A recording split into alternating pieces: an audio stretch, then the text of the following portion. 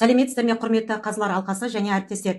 Мен Ашырбек Гүлназ Ахметярна, Шымкент қаласындағы 41 балбөбек бөбекжай бақшасының тәрбиешісімін. Сіздердің назарларыңызға Экосана АИ экологиялық жобамды ұсынамын. Бұл жобада мен 3-6 жастағы балаларға экологиялық мәдениетті жас ерекшеліктеріне сай үйретіп, жасыл технологиялар мен жасанды интеллектіні бір жүйеге біріктірдім. Неге бұл жобаны алдым? Бұл тақырыпты таңдауымның басты себебі, балабақша баласы табиғатты ұзақ түсіндірме арқылы емес, өзі көріп, қолмен жасап, көргенде жақсы түсінеді. Сонымен қатар 3 жастағы бала мен 6 жастағы балаға бір тапсырманы бірдей беру дұрыс емес. Сондықтан мен жобамды көрдім, жасадым, түсіндірдім, қадиғасына құрдым. Яғни бала алдымен көреді, кейін өзі әрекет жасайды, соңында не түсінгенін айтады. Жобаның мақсаты мен міндеттері. Менің мақсатым балалардың экологиялық мәдениетін нақты әрекет, жасыл технология және қауіпсіз жүйе көмекшісі арқылы қалыптастыру. Ол үшін мен 4 негізгі бағыт алдым. Біріншісі тапсырмаларды 3-6 жасқа бейімдеу. Екіншісі су, қалдық және өсімдік арқылы экоәдет қалыптастыру. Үшіншісі өлшеммен суару, сұрыптау, қайта қолдану сияқты жасыл технологияларды көрсету. Төртіншісі сурет, дыбыс және ойын дайындауда жиыды тәрбиешінің көмекшісі ретінде пайдалану. Бір тақырып 3 жас деңгейі. Менің жобамның ерекшелігінің бірі бір тақырыпты 3 жас деңгейіне бөлу. 3-4 жастағы бала бақылаушы. Ол бұл не, қайсысы дұрыс деген сұрақтарға сурет арқылы жауап береді. 4-5 жастағы бала орындаушы, бұл сұрыптайды, салыстырады және өзі әрекет жасайды. 5-6 жастағы бала зерттеуші, ол неге, қалай жақсартамыз деген сұрақтарға жауап беріп, өз ойын түсіндіреді. Осылайша бір экологиялық тақырып әр балаға өз жасына сай түсінікті болады.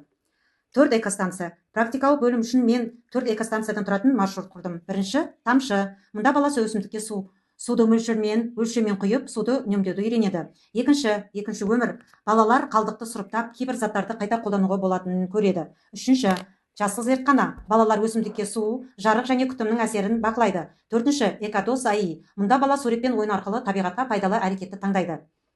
Жиі тәрбиешінің көмекшісі. Жасанды интеллектіні қолдануда мен үшін ең маңыздысы қауіпсіздік.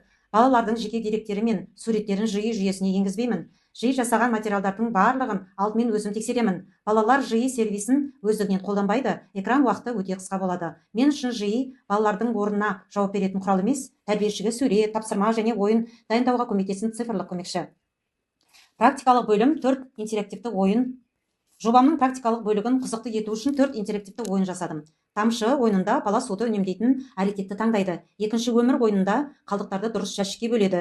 Жасыл зертханада өсімдікке не қажет екенін анықтайды. Экодос АИ ойында пайдалы және зиянды әрекеттерді ажыратады. Балабақша балалары толық оқи алмағандықтан ойындарды үлкен суреттер мен қарапайым әрекеттерге негіздедім. Бала суретті таңдайды, немесе затты дұрыс орынға орналастырады. Жобамның сайты және QR. Жобамның барлық материалдарын бір жерге жинақтау үшін арнайы Экосана АИ сайтын жасадым.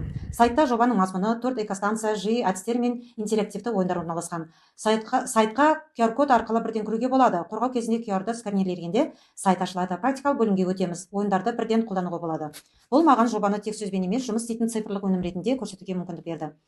Жасыл технологиялар. Жасыл технологияны мен тек теория түрінде қалдырмай, баланы нақты әрекет арқылы көрсеттім. Біріншіден, өсімдікке суды мөлшермен құю арқылы су үнемдеуді үйретемін. Екіншіден, қолданылған қауіпсіз қораптар мен өтелерге екінші өмір береміз. Үшіншіден, қалдықтарды түрлі контейнерлерге сұрыптаймыз. Төртіншіден, өсімдіктің жарық пен суға байланысты өзгерісін бақылаймыз. Ал цифрлық орындарды бірнеше рет қолдану арқылы артық қағаз басып шығаруды азайтуға болады. Осы жерде АИ мен Грейн технологиясы бір-бірін толықтырады. 4 апталық іске асыру алгоритмі. Жобаны мен 4 апталық циклге бөлдім. Бірінші апта мен табиғатты байқамын, балалар табиғатты және өсімдіктерді бақылайды. Екінші апта суды сақтаймын. Суды мөлшермен пайдалану мен кранды жабу дағдысын үйренеді. Үшінші апта қалдыққа екінші өмір беремін. Сұрыптау және қайта қолдану жұмыстарын орындайды. Төртінші апта мен кішкентай экологпын. Соңғы аптада балалар 4 станциядан тұратын қорытынды эко-маршруттан өтеді. Күтілетін нәтиже және бағалау. Жобаның нәтижесімен баланың нақты әрекеті арқылы бақылаймын. Жобаның соңында бала суды бос ағызбау керектігін түсінеді, қалдықтарды сұрыптай алады, өсімдікте күтім жасайды, табиғатқа пайдалы және зиянды әрекетті ажыратады және өзінің әрекетін қысқа сөзбен түсіндіреді. Мен үшін маңыздысы бала табиғатты қорғау керек деп айтып қана қоймай, оны өз әрекетімен көрсете алуы. Қорытындылай келе, Экосана АИ жобасында мен технологияны баланы табиғаттан алыстату үшін емес, табиғатты тереңірек түсінуге көмектесу үшін қолдандым.